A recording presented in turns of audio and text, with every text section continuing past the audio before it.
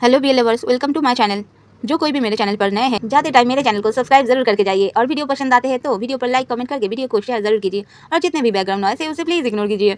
आज अभी मैं आप सभी के लिए लाई हूँ एक वंशन एफएफ। इस फैन फिक्शन का नाम है इको ऑफ द पास्ट। तो चलिए फैन फिक्शन के फर्स्ट पार्ट को हम शुरू करते हैं बिना देरी किए। हमें एक रेस का मैदान दिखाया जाता है जहां बाइक रेस हो रही थी और सब बस एक ही लड़के का नाम लेकर धमाचौकड़ी मचा रहे थे। पूरे स्टेडियम को शोर से भर रहे थे और वो नाम था लांग वांगची, जो 25 साल का एक प्योर ब्लड अल्फा था और साथ ही शहर के सबसे रिच फैमिली के एक लौते वारिस था। वांगची एक घमंड से भरा लड़का था जो कि हारना सीखा ही नहीं था। जिस रेस में भाग लेता हमेशा जीत के ही आता। अपने ओपोनेंट को ऐसे ट्रीट करता था जैसे वो मानो उससे हारने ही आया हो। लेकिन वांगची शायद भूल चुका था हर बाप का कोई ना कोई बाप जरूर होता है। वही रेस के मैदान में वांगची एंड पॉइंट से बस 2 किलोमीटर की ही दूरी पे था कि तभी धूम मचा ले धूम, तेजी से एक दूसरी बाइक वांगजी के पास से गुजरते हुए आगे निकल जाती है और उस दूसरे बाइक पे बैठा हुआ लड़का सीधा एंड पॉइंट को क्रॉस करके फौरन अपनी बाइक को घुमा के बड़े स्टाइल से वांगजी की तरफ फेस करके बाइक को रोक लेता है। जो सब कुछ इतना जल्दी हुआ था कि वहाँ बैठे ऑडियंस जो अभी वांगजी को ही चीयर अप कर रहे थे उनके साथ साथ मानो वांगजी को भी सांप सूख गया था। वांगजी भी सीधा उस दूसरे लड़के के बाइक के सामने आकर अपने बाइक रोक के उस लड़के को हेलमेट के अंदर से ही घूरे जा रहा था, जहां उस सामने वाले लड़के ने भी अभी तक अपना हेलमेट नहीं उतारा था कि तभी वांगजी के स्पॉन्सर्स आकर वांगजी को कहने लगते हैं कि ऐसा कैसे हो गया। इन सब सवालों से इरिटेट होकर वांगजी अपना हेलमेट उतार के गुस्से में सामने वाले लड़के की तरफ जाने के लिए जैसे ही अपने बाइक से उतरता है अपने ही जगह पर फ्रोज हो जाता है, क्योंकि सामने वाले लड़के ने भी अपना हेलमेट उतार ही दिया था और अपने सर को झटक के अपने बालों को ठीक कर रहा था। जिस लड़के के ब्यूटीफुल फेस को देख के ही पहली नजर में ऐसा जादू कर दिया, तेरा बन बैठा है मेरा जिया। वांगजी बस उस लड़के को देखता ही रह जाता है, जहां अभी वांगजी को पता भी नहीं चला वांगजी उस दूसरे लड़के से अभी ये रेस ही नहीं बल्कि अपना दिल भी हार चुका है। वांगजी अपने ख्यालों में ही था कि तभी वहां 2 और लड़के कूदते फांदते उस लड़के के पास आ जाते हैं और एक्साइटेड होते हुए कहते हैं, विशियन हमें पता था तू अपने दोस्तों का नाम जरूर रोशन करेगा। ये रेस जीतना तो तेरे बाएं हाथ का खेल था। विभूषण जो अपने दोस्तों की बातों को सुनकर अपने बने तीर दिखा के स्माइल कर रहा था। उई माँ, विभूषण हंसा और वांगजी फंसा। वांगजी के पास जो कुछ भी थोड़ा बचा कुचा था वो भी विभूषण के स्माइल ने छीन लिया था। विभूषण 21 साल का प्योर ब्लड ओमेगा था, जिसकी हरकतें ओमेगा वाली कम अल्फा वाली ज्यादा है। विभूषण के 3 दोस्त थे, शाओ शिंचन 21 साल का एक ओमेगा, हुए संग 22 साल का एक अल्फा, मिंग्याओ 22 साल का एक बेटा। जहां ये चारों दोस्त एक दूसरे के लिए कुछ भी कर सकते हैं। तभी विभूषण कहता है, वे संग हमें रेस के पैसे जल्दी से लेकर हॉस्पिटल भी जाना है। मिंग्याओ हमारा इंतजार कर रहा होगा। जो बात सुनकर शाओ सिंचन भी कहता है, हाँ हमें लेट नहीं करना चाहिए। जो बात कहते ही तीनों दोस्त वांगजी को क्रॉस करते हुए वहां से ऑर्गेनाइजर के पास चले जाते हैं और वांगजी बस खामोश होकर अपनी ही जगह पर खड़ा उनको जाता हुआ देखता रह जाता है। तभी शुयांग जो कि 24 साल का एक अल्फा है वांगजी के पास आकर पूछता है, वांगजी तुम ठीक हो? जो शुयांग की बात सुनते ही वांगजी अपने ख्यालों से बाहर आकर एक स्टूपिड स्माइल के साथ शुयांग के शोल्डर को पकड़ के कहता है, मेरी लाइफ खतरे में है शुयांग, मैं शायद नहीं बचने वाला और अगर मुझे अपनी जान बचानी है तो मुझे अपनी लाइफ सेवर के पीछे जाना होगा। जो बात शुयांग से कहते ही वांगजी उस लड़के के पीछे भाग जाता है जिसकी एक स्माइल ने वांगजी की लाइफ की गाड़ी को मजबूर कर दी थी पहली बार किसी ओमेगा के पीछे भागने के लिए। शुयांग को वांगजी की बहकी बहकी बातें कुछ समझ नहीं आते, वो बस आंखें फाड़ फाड़ के वांगजी को ही जाते देखे जा रहा था। वही दूसरी तरफ वो तीनों दोस्त ऑर्गेनाइजर के पास जाकर अपनी इनाम का अमाउंट लेकर जाने लगते हैं कि तभी 2 ऑर्गेनाइजर में से एक ने विभूषण को रोकते हुए कहा, क्या वो उनके लिए रेस करना चाहेगा? जिसपे विभूषण एक सॉफ्ट स्माइल के साथ कहता है, आज की रेस हमारे लिए जरूरी थी इसलिए मैंने भाग लिया, ऐसे ही आगे भी जरूरत हुई तो ही वो रेस में भाग लेना आएगा, बाकी उसको कोई भी ऐसे चीजों की शौक नहीं है। जिस रिस्पॉन्स पे ऑर्गेनाइजर ओके में सर हिला देता है और वो तीनों दोस्त वहां से चले जाते हैं। जो सारी बातें वांगजी सुन लेता है और वांगजी को अच्छा लगता है ये जान के जिस ओमेगा को उसके दिल ने पसंद किया है उसके अंदर लालच नाम की बुरी बला तो नहीं है। जिसके बाद वांगजी शुयांग से ऑर्गेनाइजर को मनाने को कहकर वहां से भाग जाता है विभूषण के पीछे, मानो आज वांगजी बस अपनी जिंदगी के पीछे भाग रहा हो। तभी वांगजी देखता है कि तीनों दोस्त एक गवर्नमेंट हॉस्पिटल में एंट्री करते हैं, जो सीधा एक जनरल वार्ड में जाते हैं जहां एक लड़का बेड पे बेहोश पड़ा है और एक डॉक्टर उसका केस अपनी टीम से डिस्कस कर रहा था कि तभी तीनों को रूम में देख के डॉक्टर विभूषण से पूछता है, पैसों का इंतजाम हुआ? हम और लेट नहीं कर सकते, आपकी दोस्त की सर्जरी होना जल्द से जल्द जरूरी है। जिसपे विभूषण पैसे दिखाते हुए डॉक्टर से बोलता है, हाँ डॉक्टर पैसों का अरेंजमेंट तो हो गया है, अब आप कोशिश करना कि मेरे दोस्त को कुछ ना हो। जिसपे डॉक्टर कहता है, हम पूरी कोशिश करेंगे। उसके दिल में जो होल है जिसको हम ठीक तो कर देंगे लेकिन आगे भी उसका ख्याल रखना होगा, वो जल्दी ही नॉर्मल लाइफ फिर से जीने लगेगा। जो डॉक्टर की बात सुन के तीनों दोस्त एक साथ अपना सर ओके में हिला देते हैं। फिर विभूषण सारी फॉर्मेलिटीज पूरी करके जैसे ही वापस मिंग्याओ के रूम में आता है, वह संग विभूषण को बताता है कि डॉक्टर इवनिंग में सर्जरी करेंगे, जिस पे विभूषण ओके कहता है।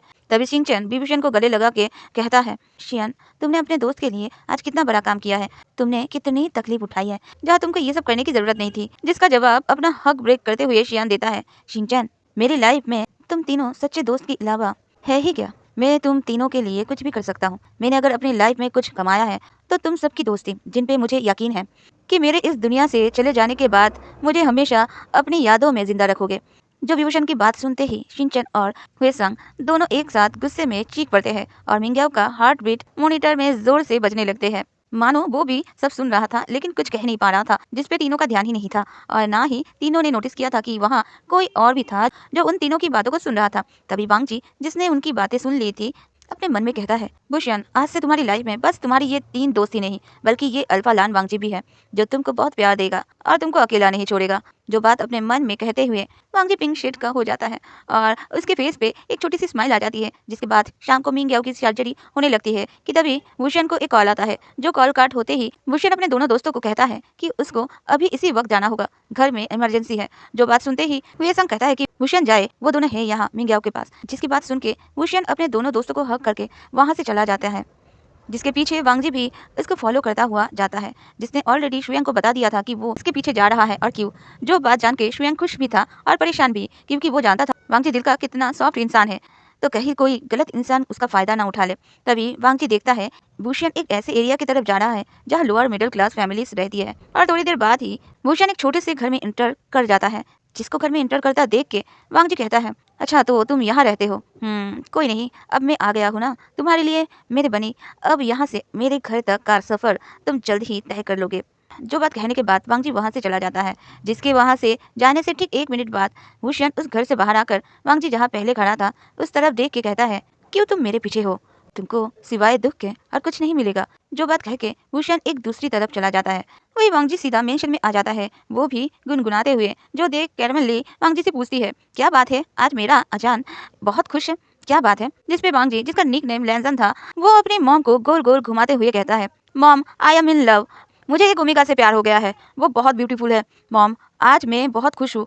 जो बात सुन के कैरमल ली पूछती है, कौन है वो लड़की, मुझे भी बताओ। जिस पर अचानक अपने मॉम का सवाल सुन के वांगजी के फेस से स्माइल गायब हो जाती है और वो धीरे से कहता है, मॉम वो लड़की नहीं लड़का है, लेकिन उसके सामने लड़की भी फेल है। जो बात सुनते ही कैरमल ली की भुएं सिकुड़ जाती है, क्योंकि उनको मेल ओमेगास पसंद नहीं थे। और कैरमल ली कुछ कहती उससे पहले ही लैन चिरन वहां आ जाता है। उन्होंने वांगजी की सारी बातों को सुन ली थी, उनके चेहरे पर एक स्माइल थी। उन्होंने कहा, क्या बात है, आज मेरा बेटा कोई ओमेगा पसंद करके आया है, जो मेरी बेटी की खुशी वो मेरी भी खुशी, क्यों है ना ली। जिस पे कैरमल ली एक फीकी स्माइल पास करती है। जो देखकर वांगजी अपने मॉम को हक करके कहता है, प्लीज मॉम मेरी खुशी के लिए आप खुश हो जाओ, आप जब उसको मिलोगे तो आपको भी उससे प्यार हो जाएगा मॉम।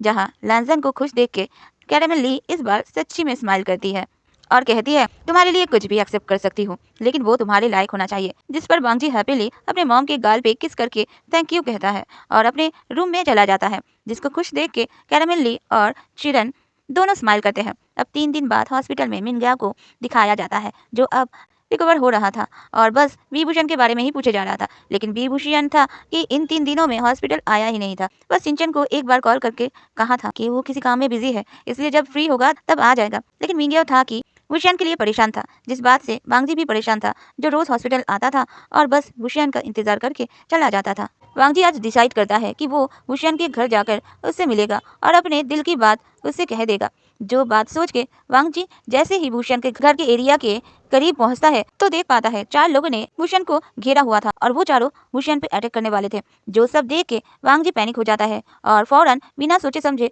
उन लोगों की पिटाई करने में लग जाता है। जहाँ भूषण जो खुद उनकी पिटाई करने ही वाला था, वो वांगजी को इस तरह उसका खेल बिगाड़ते हुए एक तक देखे जा रहा था। वही वांगजी से मार खा के वो लोग वहां से भाग जाते हैं, लेकिन जाने से पहले भूषण को देख के कहते हैं, भूषण तू बचेगा नहीं। जो बात बोलते ही वो चारों गुंडे भाग जाते हैं। इनके जाते ही वांगजी विभूषण की तरफ मुड़ता है और पूछता है, तुम ठीक हो। जिस पर भूषण बस खामोशी से वांगजी को देखे जा रहा था, जिसका मन इस वक्त वांगजी को मारने का कर रहा था, क्योंकि भूषण को अपनी फाइटिंग प्रैक्टिस उन गुंडों के साथ करनी थी। लेकिन इस वांगजी ने तो तभी भूषण का जवाब ना पाकर वांगजी को लगता है कि भूषण सदमे में है, इसलिए वो फौरन भूषण को गले लगा के कहता है, तुम आज के बाद से फिक्र मत करना, मैं तुमको प्रोटेक्ट करूंगा। जो सब इतना अचानक वांगजी ने किया और कहा था कि विभूषण हैरान रह गया। तभी अपने सेंस में आते हुए भूषण वांगजी से अलग होते हुए कहता है, तुमने मुझे छूने की हिम्मत कैसे की? जिसपे वांगजी स्माइल के साथ कहता है, क्योंकि तुम मेरे हो। जो वांगजी की बात सुनते ही भूषण वो ये सिकुड़ के वांगजी को देखता है। जो भूषण का रिएक्शन देख के वांगजी स्माइल के साथ ही आगे कहता है, तुम्हारा नाम भूषण है, तुम बहुत अच्छे रेसलर हो और अब से मेरे ओमेगा हो। जो बात सुन के भूषण कुछ कहता उसके पहले ही वांगजी स्माइल करता हुआ ही भूषण को कुछ न कहने देते हुए अपनी बात आगे कहता है, हाँ हाँ पता है, तुम कहोगी कि तुम मेरे ओमेगा कैसे, मैं कौन हूँ और यहाँ क्या कर रहा हूँ। What ever. तो सुनो मेरे बनी, मेरा नाम लान वांगजी है। मैं वांग कॉर्पोरेशन के सीईओ का एक लौता बेटा हूँ। तुमसे रेस के साथ साथ अपना दिल भी हार चुका हूँ। जो बात कहते हुए वांगजी भूषण के करीब आते हुए आगे कहता है, तुम चाहे कोई भी हो, किसी भी फैमिली से हो, मुझे कोई फर्क नहीं पड़ता। मैं तुमको पसंद करता हूँ और तुमको अपना ओमेगा मान चुका हूँ। प्लीज मुझे अपना लो भूषण। आज तक मैंने ऐसा किसी के लिए फील नहीं किया था। और जानते हो मुझे सबसे ज्यादा तुम में क्या अच्छा लगा कि तुम मिडिल क्लास के होके भी तुम में पैसों का लालच नहीं है। मुझे रिच फैमिली की ओमेगस बिल्कुल पसंद नहीं है। वो होते कुछ और है और दिखाते कुछ और है। रिलेशनशिप को डील मानते हैं, लेकिन तुम अलग हो भूषण, इसलिए मैं तुमको चाहने लगा हूँ। ऐसा क्यों हुआ ये मैं नहीं जानता। तो अगर तुम मेरे हो जाओ तो मैं ये भी जान लूंगा कि मैं तुमको इतना क्यों चाहने लगा हूँ। जो सारी बात वांगजी की सुन के भूषण समझ नहीं पा रहा था कि क्या कहे, इसलिए वो बिना कोई जवाब दे के अपने घर के अंदर चला जाता है, जिसके पीछे वांगजी भी घर में एंटर कर जाता है। फिर देखता है कि वो घर बहुत छोटा सा था। एक रूम था जिसके साइड में एक छोटा सा किचन था। घर में बहुत लिमिटेड सामान था। जो सब देख के वांगजी को भूषण के लिए पेन फील होता है, लेकिन तभी वांगजी को अपने घर में देख के भूषण बिना एक्सप्रेशंस के पूछता है, तुम मेरे घर में क्या कर रहे हो? जाओ यहाँ से। जिन बातों को इग्नोर करते हुए वांगजी पूछता है, तुम यहाँ अकेले रहते हो? तुम रेस के अलावा और क्या करते हो? और ये क्या बात हुई, तुम्हारा अल्फा पहली बार तुम्हारे घर आया है, उसको पानी भी नहीं पिलाओगे? जो सारी बातें सुनकर विभूषण किचन की तरफ जाते हुए कहता है, नहीं मेरे घर में फिल्टर्ड पानी नहीं है शहजादे के लिए।